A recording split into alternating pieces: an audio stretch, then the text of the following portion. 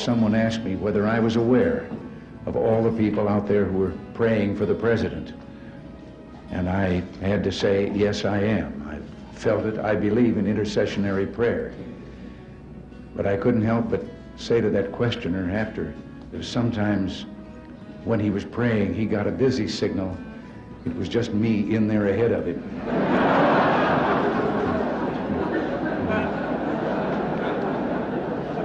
I think I understand how Abraham Lincoln felt when he said, I have been driven many times to my knees by the overwhelming conviction that I had nowhere else to go. Now, I realize it's fashionable in some circles to believe that no one in government should encourage others to read the Bible. That we're told that we'll violate the constitutional separation of church and state established by the Founding Fathers in the First Amendment. The First Amendment was not written to protect people and their laws from religious values. It was written to protect those values from government tyranny. I've said that we must be cautious in claiming God is on our side. I think the real question we must answer is, are we on His side? No matter where we live, we have a promise that can make all the difference. A promise from Jesus to soothe our sorrows, heal our hearts, and drive away our fears. He promised there will never be a dark night that does not end. Our weeping may endure for a night, but joy cometh in the morning. He promised if our hearts are true, His love will be as sure as sunlight. And by dying for us, Jesus showed how far our love should be ready to go. All the way. For God so loved the world that He gave His only begotten Son, that whosoever believeth in Him should not perish but have everlasting life. We all can recite.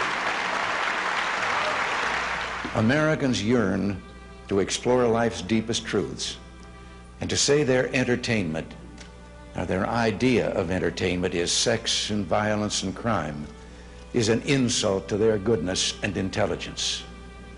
We are people who believe love can triumph over hate, creativity over destruction, and hope over despair.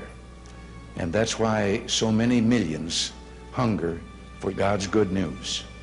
I've always believed that we were, each of us, put here for a reason, that there is a plan, somehow a divine plan for all of us. I know now that whatever days are left to me belong to Him.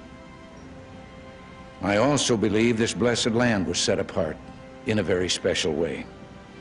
Our forebears came not for gold, but mainly in search of God and the freedom to worship in their own way. We've been a free people living under the law with faith in our Maker and in our future. I've said before that the most sublime picture in American history is of George Washington on his knees in the snow at Valley Forge. That image personifies a people who know that it's not enough to depend on our own courage and goodness.